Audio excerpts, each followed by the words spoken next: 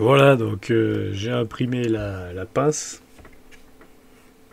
Donc la bonne surprise, c'est que ça s'ouvre et que ça se ferme bien. J'ai le petit réservoir. Par contre, j'ai deux problèmes.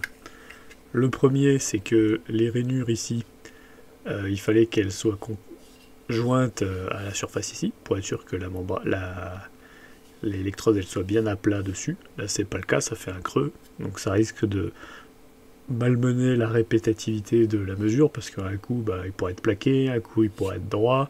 Donc ça va fausser un peu la mesure, mais bon, pas de raison de refaire toute une impression, c'est très long à imprimer. Donc tant pis, je vais faire avec de ce côté-là. Bon là j'ai un canal qui marche, mais là j'ai un tuyau qui est cassé. Mais c'est pas grave, le principal c'est de mesurer la conductivité de la membrane pour les gaz, tout ça, on verra plus tard. Par contre, là j'ai le réservoir pour glisser dedans, avec le trou au fond. Et le problème c'est que ça rentre pas du tout parce que la petite rainure ici, elle est pas assez large par rapport à ça.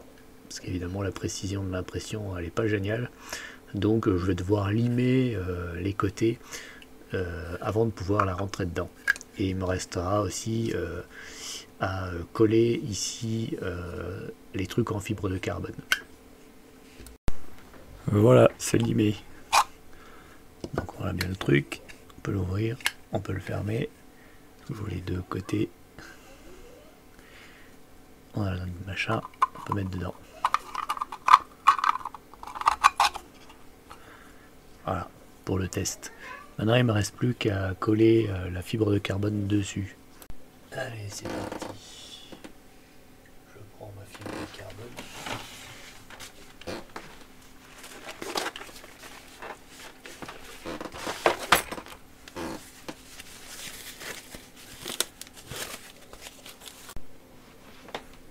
Ben voilà, donc je l'ai collé avec du silicone. Donc maintenant on a notre fibre, je vais le laisser sécher, et puis demain je verrai la suite.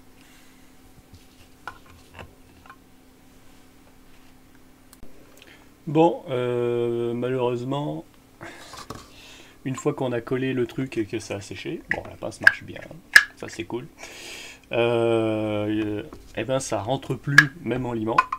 Forcément on a l'épaisseur en plus avec la fibre et puis ça se ferme plus bien, c'est en trapèze. Ça, plus le problème qu'il y avait déjà, plus le fait que j'ai rien prévu pour venir me fixer sur la fibre, ça fait trop de problèmes en même temps. Plus là, ça s'est cassé. Donc j'ai reconçu les pièces. Donc là, j'ai rajouté une espèce de pince pour attraper le truc. J'ai rajouté un petit renfort autour de la buse pour pas qu'elle se casse. J'ai un peu augmenté l'espace entre les deux pinces de façon à ce qu'il y ait la place pour mettre les trucs de carbone, etc. Et ça aussi, je l'ai modifié, j'ai élargi la fente ici, l'encoche, pour glisser le truc dedans. Donc malheureusement, ça reporte les expérimentations à demain ou après-demain, sachant qu'après il y a le week-end, j'ai beaucoup moins de temps. Voilà. J'ai commencé à réfléchir à comment j'allais l'utiliser.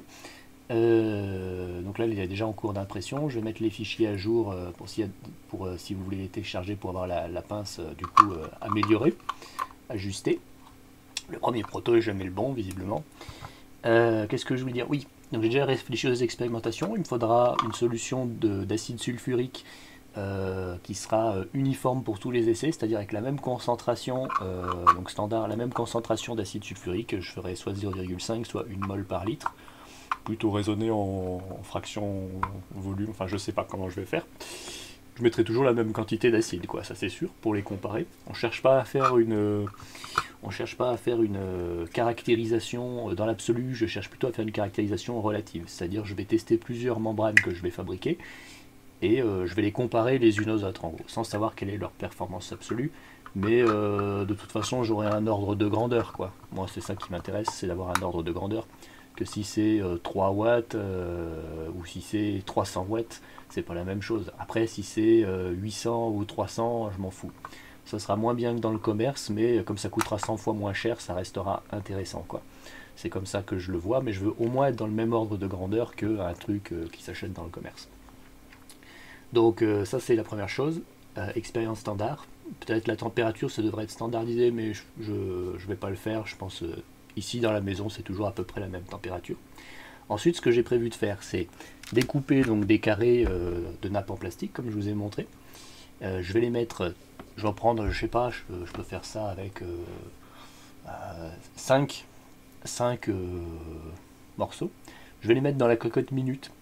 Je vais faire chauffer 2 heures. Je vais en sortir un. Je vais laisser 4 autres. Je vais remettre de l'eau. Je vais refaire chauffer 2 heures, etc. Comme ça, j'en aurai un qui sera passé 2 heures à la cocotte minute, un autre 4 heures, un autre 6 heures, un autre 8 heures, un autre 10 heures. Et je vais les tester un par un. Et comme ça, je verrai l'influence de la perméation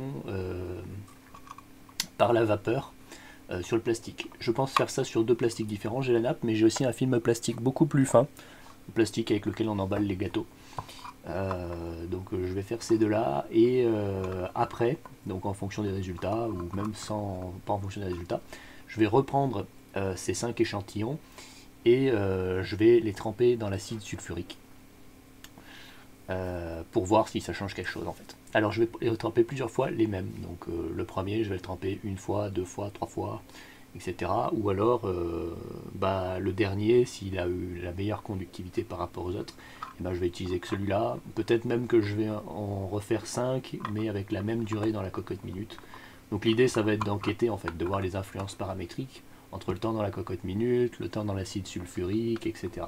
Si aucune de ces deux approches ne donne des résultats, c'est-à-dire si ça continue à pas conduire l'électricité, parce que je vais aussi tester une nappe sans aucun procédé, normal, pour comparer, il faudra que je révise sérieusement ma façon de fabriquer les membranes, quoi. Ça veut dire que j'oublie le vieillissement à l'eau et la sulfonation, et il faudra que je recherche d'autres voies, telles que celles que j'ai vues dans les publications scientifiques, c'est-à-dire le pressage avec une poudre pour le rendre poreux, ou des choses un peu comme ça, voire même que j'imagine de nouveaux procédés en fait.